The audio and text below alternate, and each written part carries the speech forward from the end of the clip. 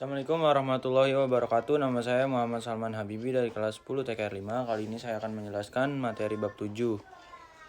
Materi yang pertama adalah kebutuhan dan kelangkaan. Kebutuhan adalah segala sesuatu yang diperlukan manusia untuk memelihara kehidupan, baik jasmani maupun rohani. Jenis-jenis kebutuhan berdasarkan sifat ada kebutuhan jasmani dan kebutuhan rohani. Kebutuhan jasmani contohnya makanan dan pakaian. Kebutuhan rohani contohnya ibadah dan hiburan. Berdasarkan tingkatnya kebutuhan terbagi menjadi 3, yaitu kebutuhan primer, sekunder, dan tersier. Kebutuhan primer contohnya makan, tempat tinggal. Kebutuhan sekunder contohnya HP, sepeda. Kebutuhan tersier contohnya mobil yang mewah. Lanjut, ada namanya kelangkaan. Kelangkaan adalah keterbatasan sumber daya dibandingkan kebutuhan manusia yang tidak terbatas. Alasan utamanya adanya ilmu ekonomi. Materi yang kedua adalah tindakan, motif, dan prinsip ekonomi. Tindakan ekonomi adalah usaha manusia untuk memenuhi kebutuhan dengan pertimbangan untung atau rugi. Motif ekonomi. Motif ekonomi adalah alasan mendorong bertindak ekonomi, contohnya mencari keuntungan, meningkatkan taraf hidup, sosial, dan lain-lain. Lalu ada prinsip ekonomi. Prinsip ekonomi adalah dasar bertindak seorang untuk melakukan kegiatan ekonomi, contohnya hasil maksimal dengan pengorbanan semaksimal mungkin. Lanjut, ada materi yang ketiga, yaitu materi kegiatan ekonomi. Kegiatan ekonomi ada 3 kegiatan utama, yaitu kegiatan produksi. Apa itu produksi? Produksi adalah kegiatan menghasilkan barang atau jasa atau menambah nilai guna suatu barang. 2. Distribusi. Distribusi adalah menyalurkan barang dari produsen ke konsumen. 3. Konsumsi. Konsumsi adalah yang menggunakan atau menghabiskan nilai guna barang atau jasa. Lalu materi yang keempat ada pelaku ekonomi. Pelaku ekonomi juga terbagi menjadi 4. Pelaku ekonomi yang pertama adalah rumah tangga konsumen atau RTK.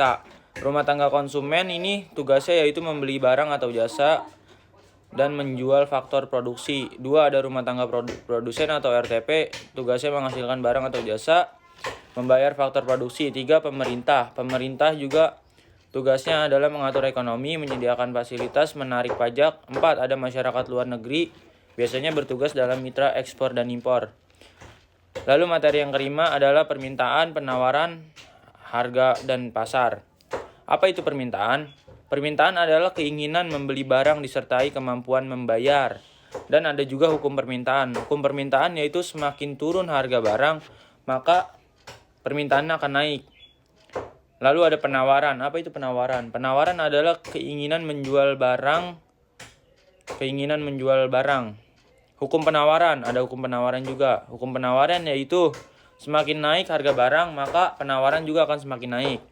Lalu selanjutnya ada harga keseimbangan. Harga keseimbangan yaitu titik temu permintaan dan penawaran. Lalu ada pasar. Apa itu pasar? Pasar adalah tempat bertemunya penjual dan pembeli untuk melakukan transaksi. Ada materi yang keenam, yaitu materi inflasi. Inflasi adalah kenaikan harga barang secara umum dan terus-menerus. Penyebab inflasi itu biasanya terjadi karena banyaknya uang yang beredar, lalu biaya produksi naik, dan permintaan yang berlebihan. Jenis-jenis inflasi ada 4. Inflasi rendah, inflasi sedang, inflasi tinggi, dan inflasi sangat tinggi. Dan ada dampak dari inflasi. Dampak dari inflasi yaitu daya beli uang sangat turun dan harga barang yang semakin mahal karena daya uang itu semakin turun. Cara mengatasi inflasi yaitu dengan kebijakan moneter dan fiskal pemerintah.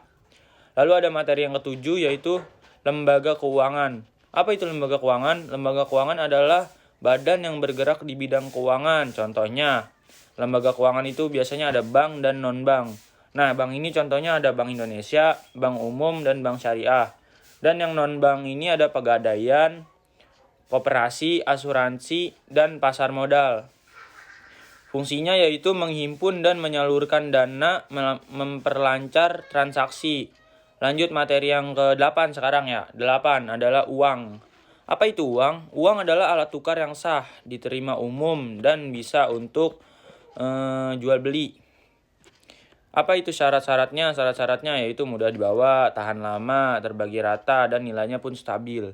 Apa fungsi uang? Fungsi uang adalah alat tukar, satuan hitung, penyimpan nilai, dan alat pembayaran utang.